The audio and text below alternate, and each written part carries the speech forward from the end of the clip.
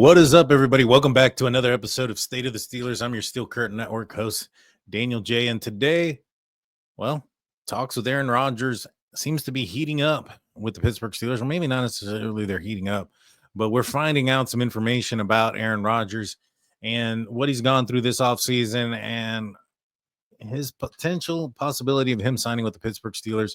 He recently came out on the Pat McAfee show. We're going to get into that, what his words were, what I think might be some words of concern, what I think could be some words of positivity and showing some maybe a resolution soon.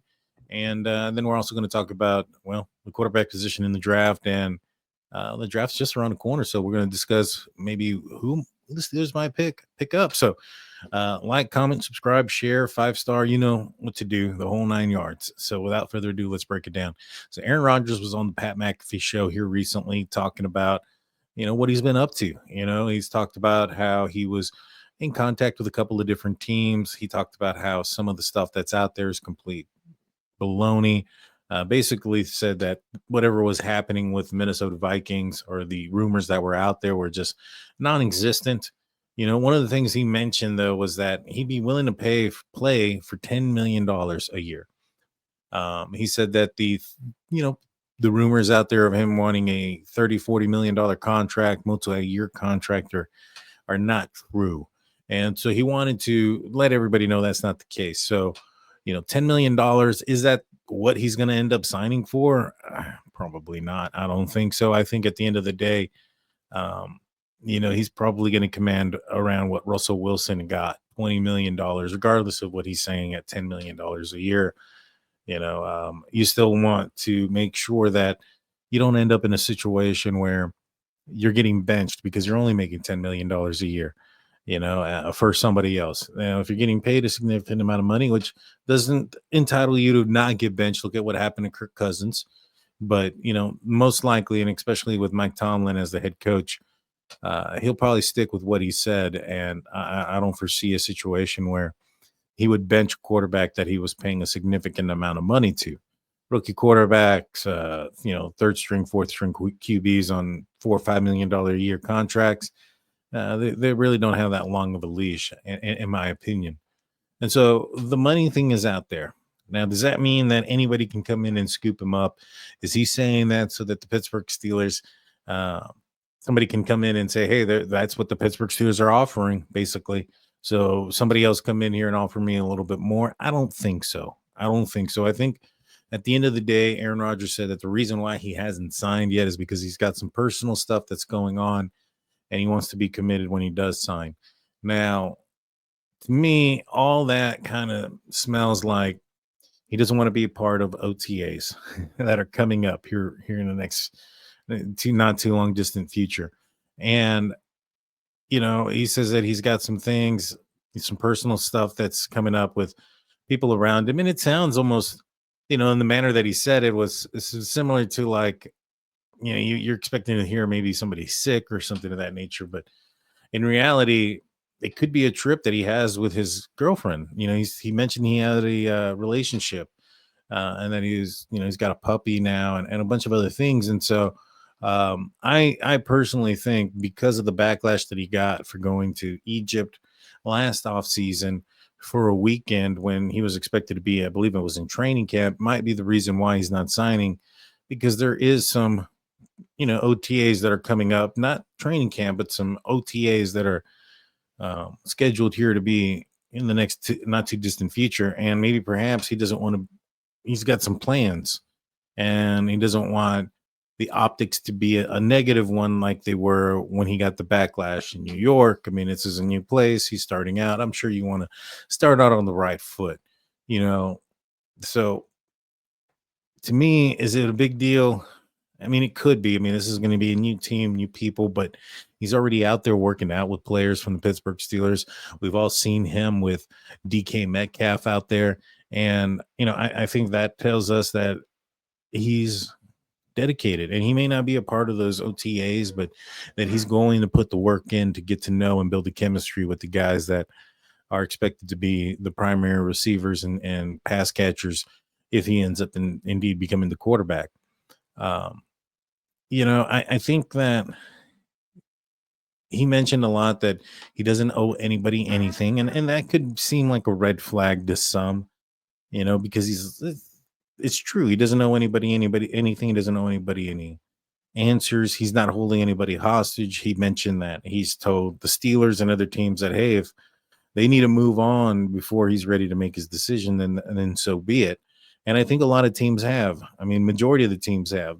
There's not anybody that's available left unless something like what's going on with New Orleans happens, and now New Orleans might be in the mix because their quarterback has some sort of shoulder injury. Derek Carr. Now, who knows?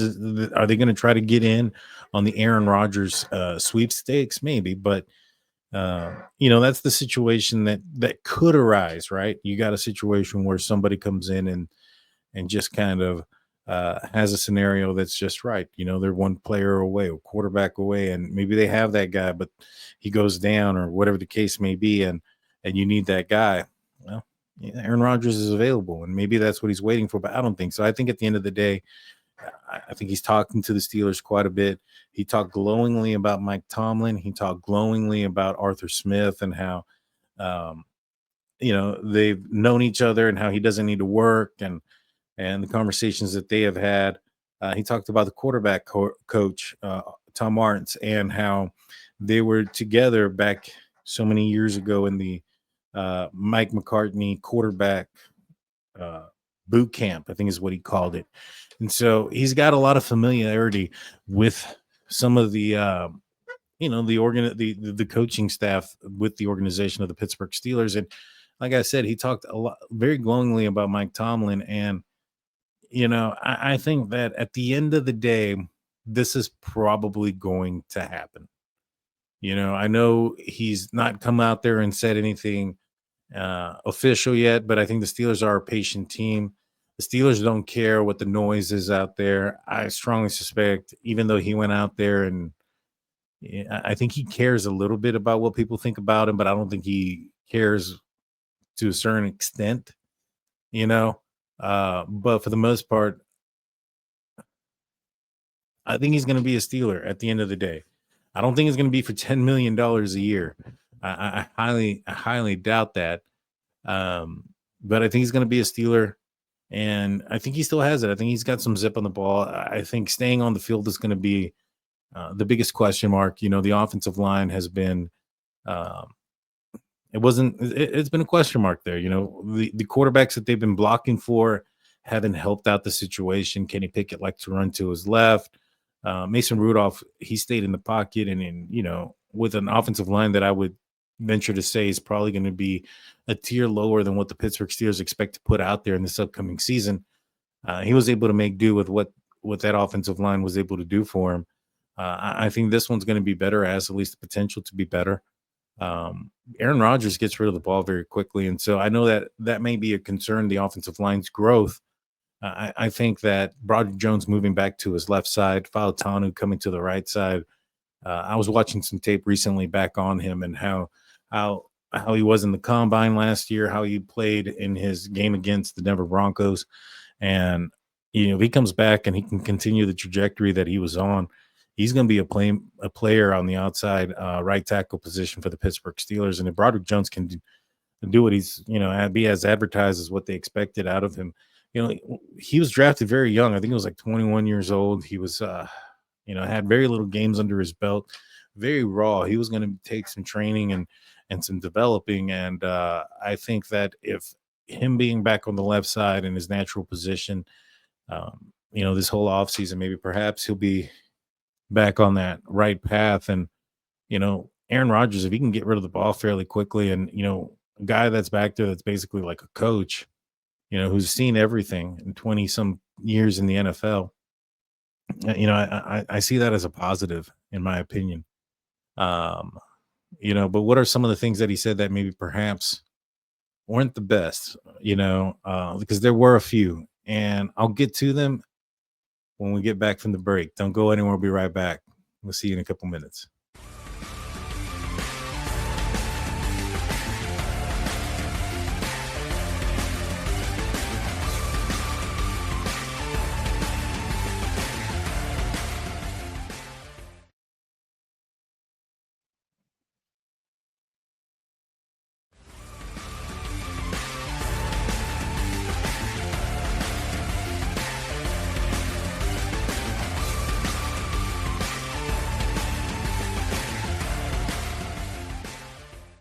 Hey, welcome back to the show. I want to thank you guys for sticking tuned with us. Before we get back into the content, I want to remind you guys of our website, stillcurrentnetwork.com, your one-stop shop for Pittsburgh Steelers news and coverage. Here in a little bit, after we're done talking about Aaron Rodgers, we're going to talk a little bit about the 30 players that visited the Pittsburgh Steelers. And I'm getting all that information from the website, stillcurrentnetwork.com. It was a tracker by Jeff Hartman, the editor. Very detailed. You guys are going to want to go check that out, plus all the other articles that are on there. And you can check out the other audio only podcasts. And then don't forget the YouTube side where we have Still Curtain Network, the YouTube channel. Myself, Shannon White, we come out on Monday nights on the show called The Hangover. You don't want to miss it. So back into the conversation, we'll get back into Aaron Rodgers first.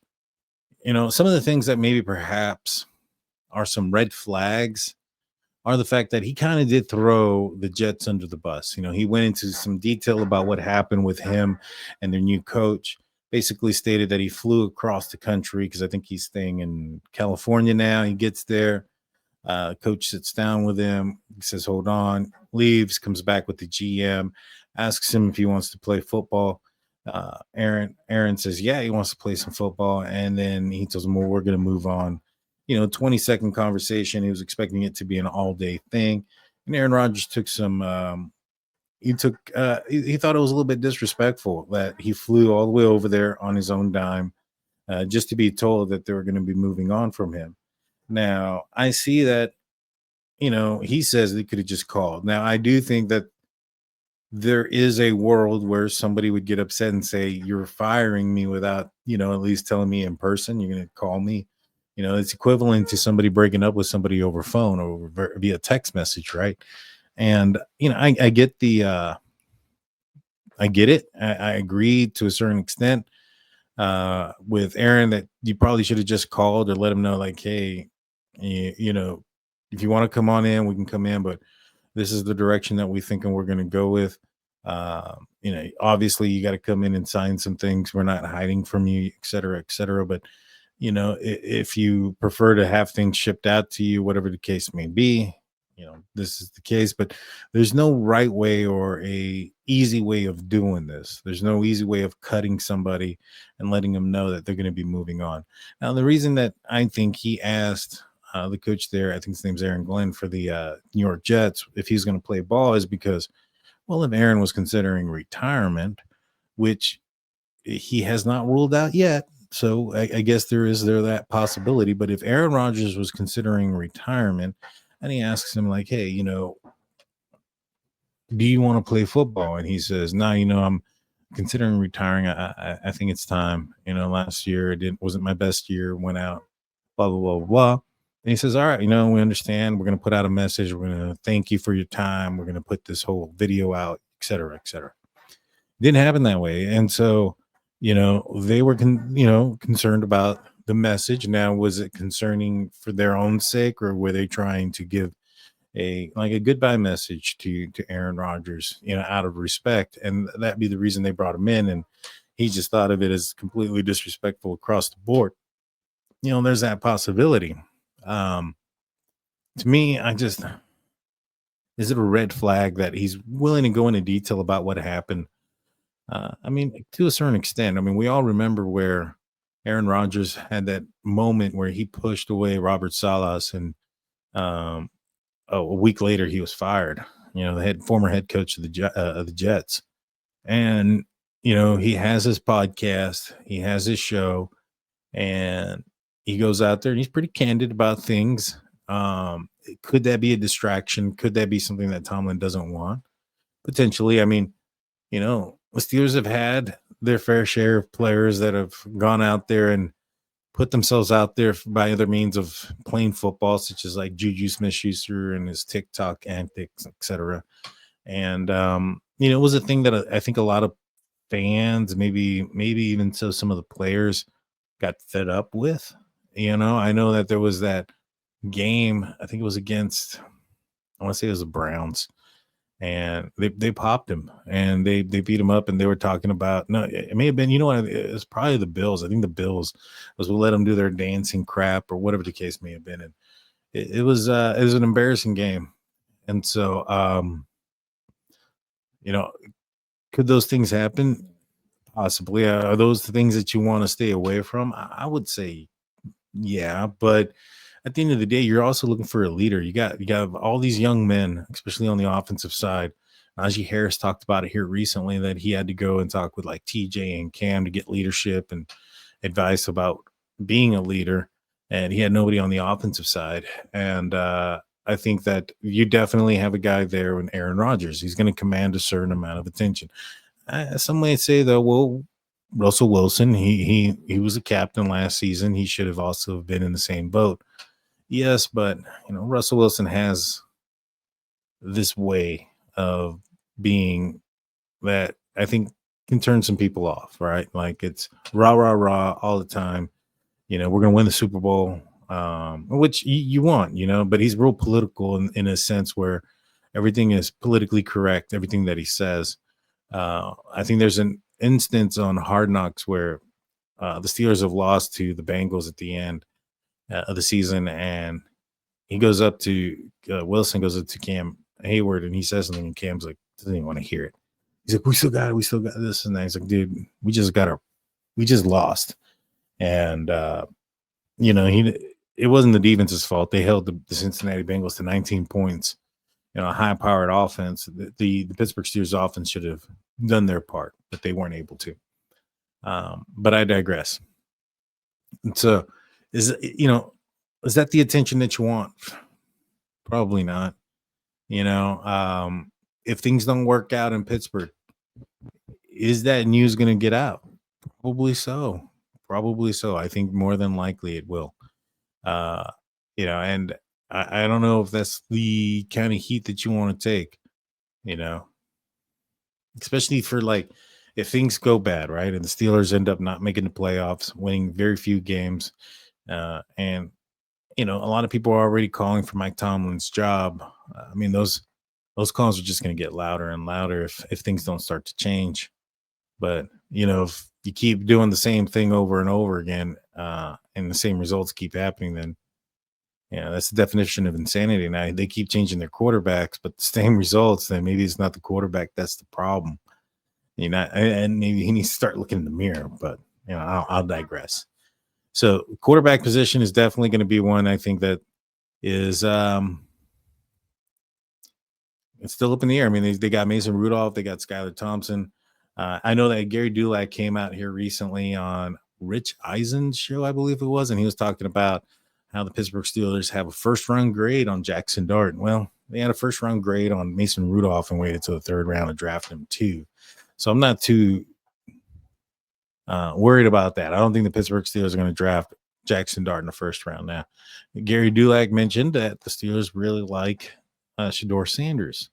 And, Shedeur, I wasn't impressed at his pro day. I thought that the ball that he threw it had a little wiggle in the tail. It concerns me. He threw a really good deep ball, but the intermediate passes or the touch passes, the balls that you're trying to get over the line, linebackers and come down before the safeties, those type of plays and passes are the ones that I think are going to be a little bit concerning because not only was the ball traveling kind of funny, he wasn't very accurate with it either. And, he was in a controlled environment in a closed area. Pittsburgh is in the wide open area. It's windy usually. The north there's no domes in the north. So I'm a little bit concerned about it. His arm strength and his ability to throw in inclement weather. I know he was in Colorado, but Colorado, because of the air density, you could throw a football a mile. You know what I mean? The football is a little bit bigger in the NFL, and in Pittsburgh, it's not the same. It's colder. So Gary Dulac says the Steelers really like Shedeur Sanders. Steelers also really liked Justin Fields. Now they recently had him, but they didn't draft him, right? And I think the same situation might happen unless if Steelers want Shedeur Sanders, they're going to have to move up in the draft. I don't think this is the draft to do that. I think that's going to be next year, and I think the Steelers have identified next year's draft for that. Now, if you go to steelcurtainnetwork.com, your one-stop shop for Pittsburgh Steelers news and coverage, and you go through the pre-draft track visit tracker, Pre-draft visit tracker. The Steelers have brought in several quarterbacks. They brought in 4. They've brought in Tyler Shaw from Louisville. They brought in Shador Sanders from Colorado. They brought in Jackson Dart from Ole Miss, and they brought in another quarterback. What was his name? Oh gosh, this is gonna end up making me look bad, guys. What was that other quarterback? Kyle McCord out of Syracuse. That's right. And so they brought in 4 quarterbacks. I mean, let's break it down. They brought in 4 quarterbacks. They brought in 8 defensive tackles / defensive end or defensive linemen.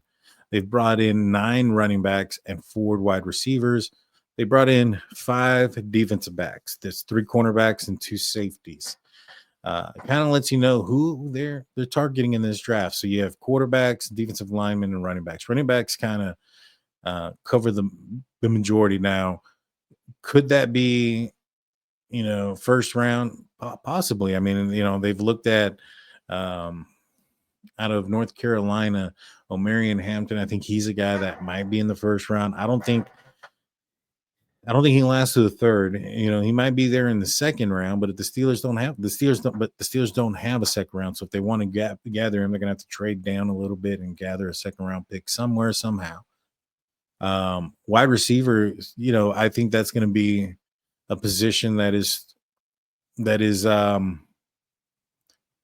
to be targeted. I know a lot of people are saying, all right, well, George Pickens he's a member of he's going to be there. He's going to be wide receiver number 2 to DK Metcalf. And I think that's great. And I think that if the Pittsburgh Steelers bring in a guy like a Matthew Golden out of Texas, who I think can be a San Antonio Holmes or Antonio Brown type of wide receiver, then that gives you some options with George right now. If you're on path, you're going through it, you're winning 6-7 games, you've lost maybe 1 or none at this point, you're just, you're looking pretty good. Then you go the full year next year with your all 3 receivers. But if there's any question or there's any antics, you can always trade George Pickens this year before the trade deadline, and acquire some picks for the upcoming draft to get that quarterback that you want.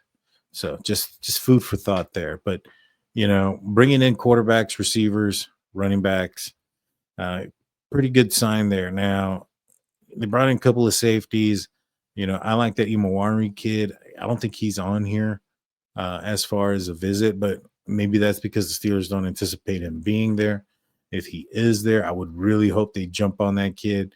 Oh, they did bring him in. I apologize.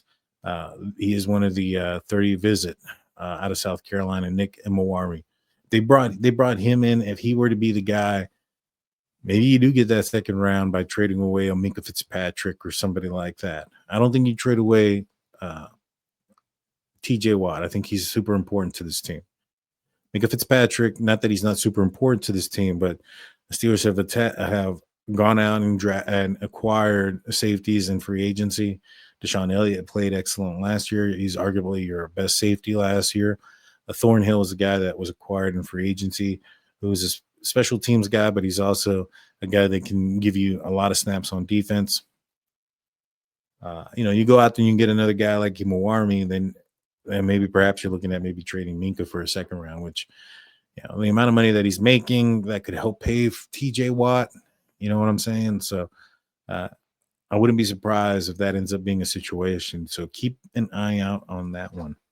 Well, guys, that's all I got for you guys today. Please hit the like, subscribe, ring the notification bell, follow, 5-star, share, comment. I don't know where you're watching this at, but wherever it is, support it, and I would appreciate it. Until next time, peace.